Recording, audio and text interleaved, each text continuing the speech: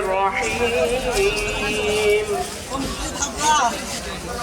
لله ما في السماوات وما في الأرض وإن تبدوا ما في أنفسكم أو تخفوه يحاسبكم به الله فيغفر لمن يشاء ويعذب من يشاء والله على كل شيء قدير صدق الله العظيم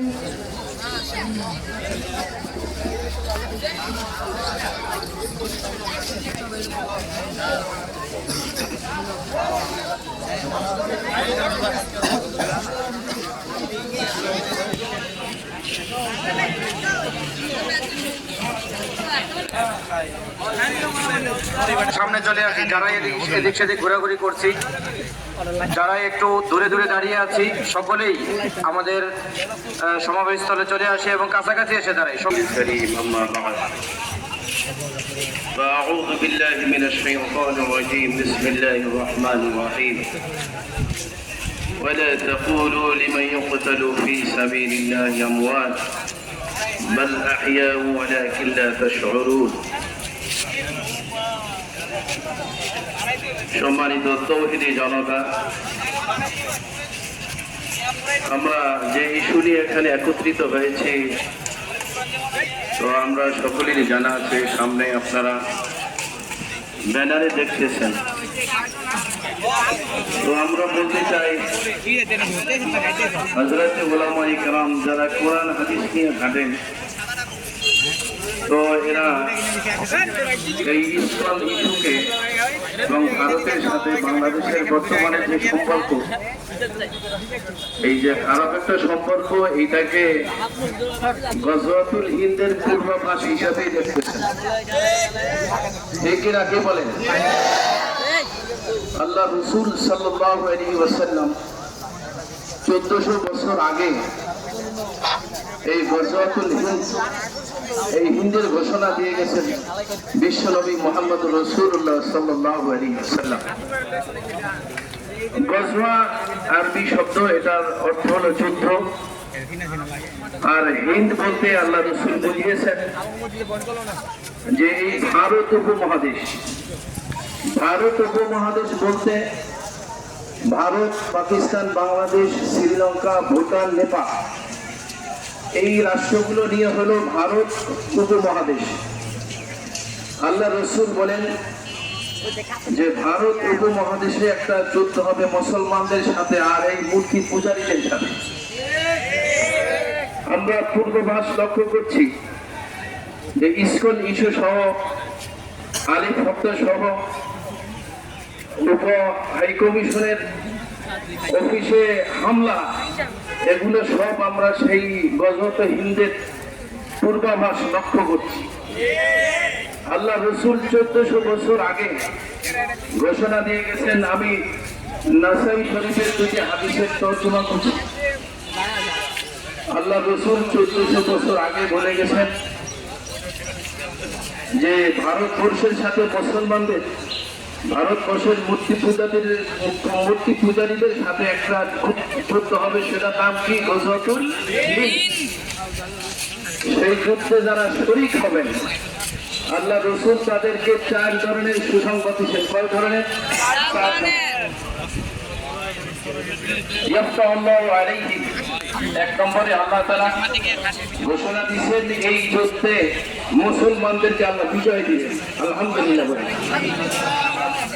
2 নম্বর ঘোষণা আল্লাহ রাসূল সাল্লাল্লাহু আলাইহি ওয়াসাল্লাম বলেন যে ইয়াগফিরু লাহুম যুনুবাহুম, আল্লাহ তাআলা যারা এই গজওয়াতুল হিন্দে শরীক হবেন তাদের সমস্ত গুনাহ মাফ করে দিবেন, আলহামদুলিল্লাহ। আল্লাহ রাসূলের তৃতীয় ঘোষণা, হযরত আবু হুরায়রা রাদিয়াল্লাহু তাআলা আনহু এই হাদিসের রাবী বর্ণনাকারী, তিনি বলেন ওয়াদানা রাসূলুল্লাহ সাল্লাল্লাহু আলাইহি ওয়াসাল্লাম গজওয়াতুল হিন্দ, আল্লাহ রাসূল আমাদেরকে গজওয়াতে হিন্দের প্রতিশ্রুতি দিয়েছেন এই যুদ্ধে যারা শরীক হবে, এই যুদ্ধে যারা শরীক হবেন তাদের আরেকটা সুসংবাদ হলো যে তারা এই যুদ্ধ সম্পর্কে আল্লাহ রসুল আরো ভয়াবহ যুদ্ধ হবে এবং হাদিসের মধ্যে এই কথাও আসছে যে এই যুদ্ধে এমন ভয়াবহ হবে যে এত রক্তক্ষয়ী হবে যে রক্তের বন্যা বয়ে যাবে। এই রক্ত যে টাকু গিরা আছে এই গিরা পর্যন্ত রক্তে ভেসে যাবে, এত রক্তক্ষয়ী যুদ্ধ হবে। এবং আবু হুরায়রা রাদিয়াল্লাহু তাআলা আনহু সুসংবাদ দিচ্ছেন এখানে যারা যুদ্ধে শরীক হবে আল্লাহ তাআলা তাদেরকে বিজয় দিবেন।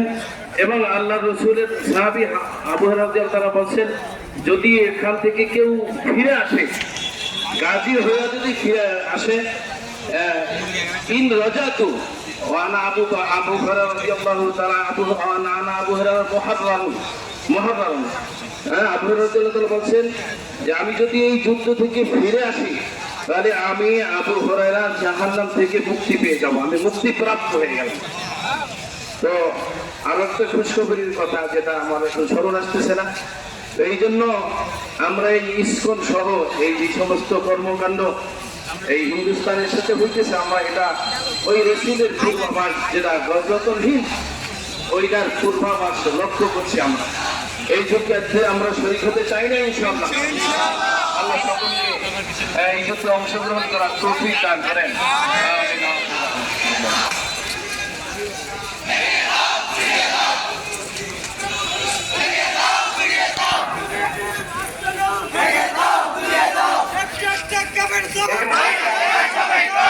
বক্তব্য রাখবেন মাওলানা ইসমাইল। এই মুহূর্তে আমাদের সামনে গুরুত্বপূর্ণ বক্তব্য রাখবেন মাওলানা ইসমাইল। نحمده ونستعينه ونستغفره أما بعد قال رسول الله صلى الله عليه وسلم غزوة الهند فإن أدركتها فغفيها بالنفس ومالي وإن قتلت أفضل الشهداء وإن رجعت فأنا أبو هريرة المحرم।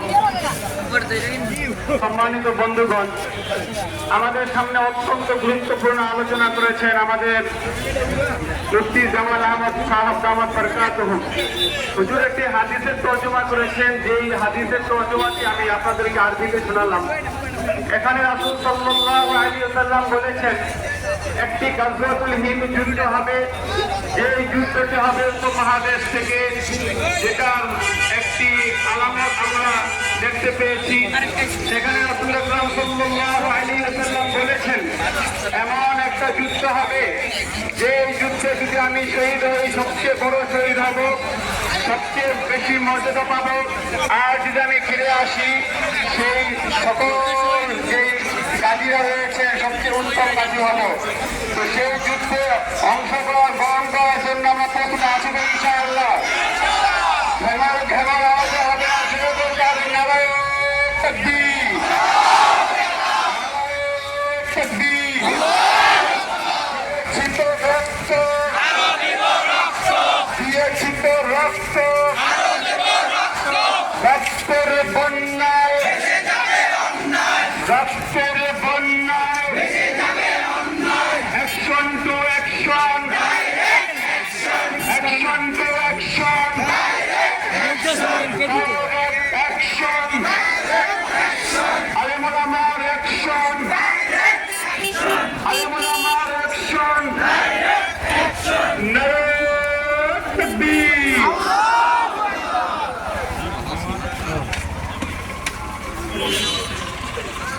আমরা সকলেই জানি বর্তমান বাংলাদেশের পরিস্থিতি নিয়ে আমাদের পার্শ্ববর্তী এক দেশ থেকে বারবার উত্তেজনা সৃষ্টি করার চেষ্টা করা হচ্ছে।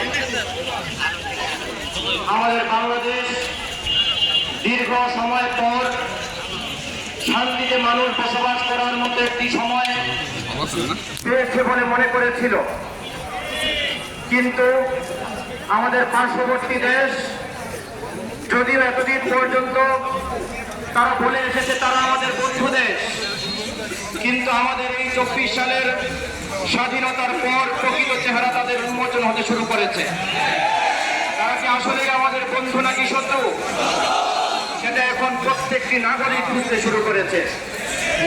তাদের দোসর আমাদের বাংলাদেশে বিদ্যমান, তারা আমাদের বাংলাদেশের উপকমিশনে হামলা করেছে। তারা কোনোভাবে আমাদের সহ্য করতে পারছে না। আমাদের স্বাধীনতা সার্বভৌমত্ব তারা আঘাত করার চেষ্টা করে যাচ্ছে।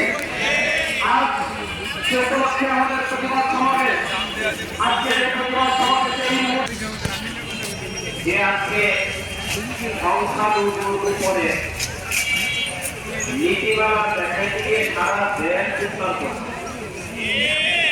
অথচ সংখ্যালঘুর আচরণ সারা পৃথিবীর মধ্যে সবচেয়ে নিকৃষ্ট আচরণ করতে পারো। তার প্রমাণ হইল ভারত একটা দেশ, তার পার্শ্ববর্তী দেশ পাকিস্তান, আরেক করারে চীন, এক করারে মায়ানমার, আরেক করারে মালদ্বীপ বলে নেপাল, অথচ আরেক করারে আমরা বাংলাদেশ।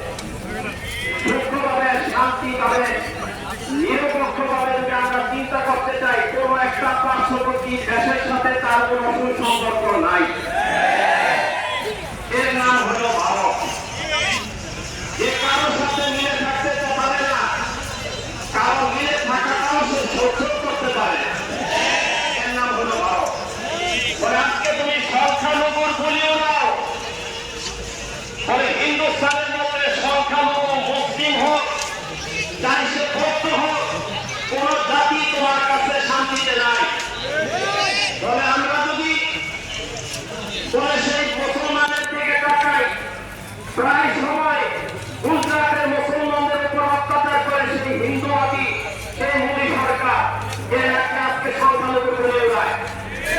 তবে সারা বাংলাদেশের মধ্যে 2,90,000 মসজিদ, 2,90,000 মসজিদের একটা মসজিদের ইতিহাস দেখাইতে পারবে না কেউ যে আমরা মন্দির ভাইনা মসজিদ বানাইছি।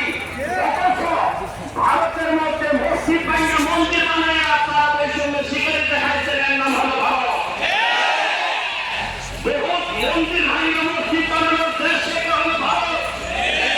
তবে বৌদ্ধদের কি দেওয়া ভাইনা মন্দির বানানোর দেশ হলো ভারত।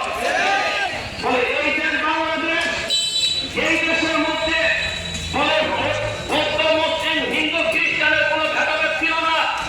আমরা থেকে পূর্বের ইতিহাসে দেখছি হিন্দুদের মন্দিরের মধ্যে পূজা হয়, মুসলমানের সন্তানরা গিয়ে ভিড় জমায়, কোনো হানাহানি নাই। আমরা দেখছি মুসলমানের ঈদের ঈদগাহের চতুর্দিকে হিন্দু দাঁড়াইছে, কোনো হানাহানি নাই। আজকে ওই শান্তিপূর্ণ দেশের মধ্যে অশান্তি করার জন্য এই ভারত সরকার বিভিন্ন পুশিং এই দেশের মধ্যে অবলম্বন করছে। প্রথমত রয়ের নামের গোয়েন্দা দিয়ে আমার দেশকে অশান্তি সৃষ্টি করছে। দ্বিতীয়ত হিন্দুদের উপরে ভর করিয়া ইসকনের নামের বলে সন্ত্রাসী সংগঠনকে আমার দেশে বানাইছে। তৃতীয় নম্বর মুসলমানের উপরে ভর করিয়া একাত্তি সংগঠনের নামের এক সংগঠন আমার দেশে প্রায় তাবলীগে ভালো করছেন।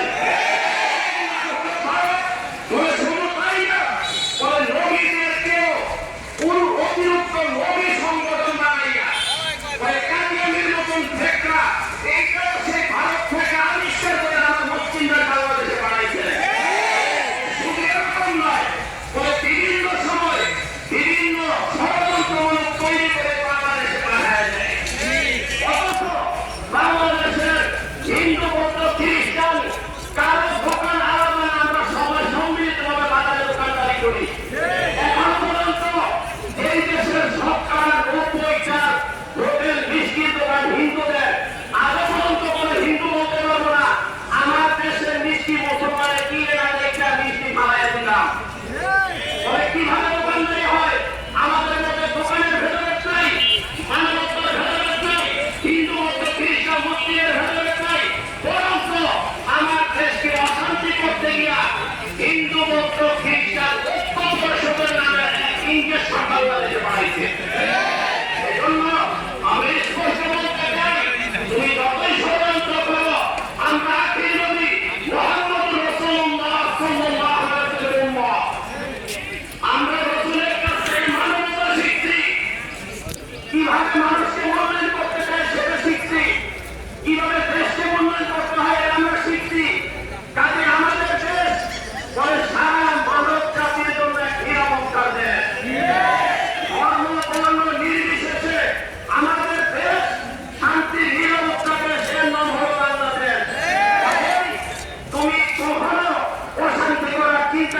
তুমি নিজে অশান্তি করে দেবা।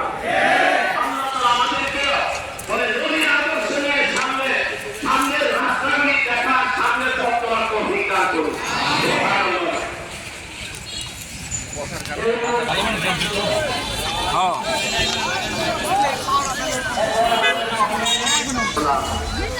আজকে ভয়ানন্দ মনে বলতে হয় আমাদের দেশের স্বাধীনতার সময় খুব দুর্বল পার্শ্বদিকে ভারত আঘাত করে, তারা আমাদের দূতাবাসকে ভাঙচুর করে।